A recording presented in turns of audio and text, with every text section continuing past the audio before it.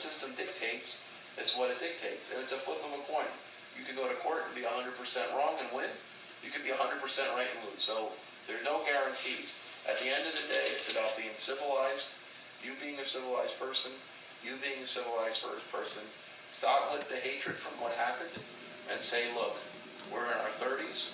You know, we both have other people in our lives. We have 3 great kids. We love our kids. John, as a man, I want to take care of my kids, make sure they got what they need. And Valerie, as a mother, wants to have her children safe and in a great place and knowing their father and spending time with their father. That's what's fair. Regardless if you like that or you like it, that's the truth and that's what's fair. And that's what any court in the world is going to tell both of you guys. And as far as safe, I've been on probation for 2 years. My probation officer comes to my house. I've been piss tested every single month for 2 years. I'm on no drugs. I've had 1 violation on my probation. And let's face the facts. This thing that you're holding on to so tight about this marijuana thing, you're on the precipice of that going from being a drug to being the greatest thing in our country. So Well, John, I don't even think we're thinking about that. Right well, she just keeps bringing that up. But that's the end all be all. At the end of the day, that's all she has to hold on to. Well, I know, but I'm just saying, let's just get over it. I understand, but it's easier said than done. I know. But that's the only thing she can tell a judge that why you're a bad guy. Okay? I know, but that's just... You know that, and I know that. I'm just trying to save her. I'm just trying to save her the heartache and the attorney's fees. But the way to save the heartache is not to judge that you did something illegal, because you could get a judge that don't really care, smokes weed in the back room, or you get a judge that thinks you're the worst guy in the world. That's right. It's a flip. That's what I'm trying to tell both of you guys. I know. Well, see, the thing is I've got nothing to lose. At this point, I have to get my kids. So if I go to court and I don't get my kids, guess what? My situation hasn't changed any. But that's not going to happen. I'm just trying to tell her that's not what's going to happen.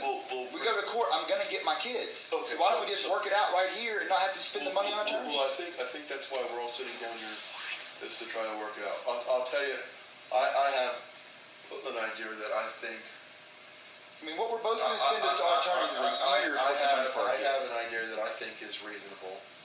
I think if John is willing to pay child support to you and do what he's supposed to do, then I think you need to sit down and you know what visitation rates he currently has, and you know exactly what's going on, and you need to figure out what concessions you're going to make, okay? And I think you guys should both spend 30 or 60 days of him paying child support and you making concessions, and then at the end of the 30 or the end of the 60 days, let's do exactly what we're doing right now, reasonable enough.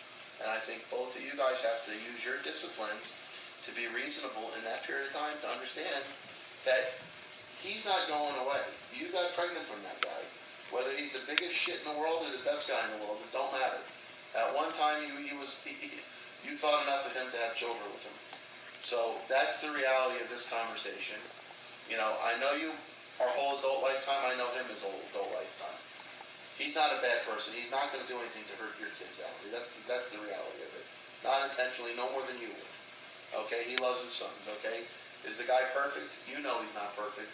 But let's face facts. I sure as hell ain't perfect, nor are you. So if the man is willing to put his hand in his pocket and do the right thing, then I think he deserves that respect. And you need to stop for a second and give him something back to show that you are being fair and reasonable. And then I think if you guys stop looking backwards, period at the end, and just look forward, your relationship, for the sake of your kids, will be stronger and healthier and better. And it won't be, well, I think this about you and I think this about you. And John, you know, I'm talking to you now.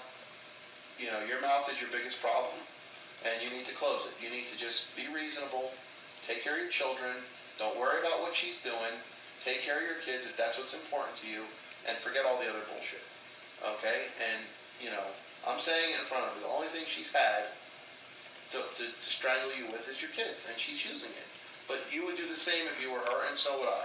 But at this point, it's no longer needs to be ignored. It needs to be addressed. And I think you both are agreeing a value of what she needs to help her. And I think you went and said what you could do. She said what she needs. And I think you're there. So now she just needs to sit back, take a deep breath. No, I'm not here to pressure you, Valerie, to do anything. I'm just here because I know what's going to happen. I know you're going to be in court. I know you're going to spend months of your time and months of his time, and all the dollars and all the effort you spend is taken away from your kids. Bottom fucking line. So if he's got an extra few $1,000s right now, he needs to give it to you to take care of your kids. Not to an asshole lawyer, and you don't need to give it to a lawyer, okay? You don't have it to give to a lawyer, and nobody is going to be any more fairer than me sitting here being reasonable with you and being I'm not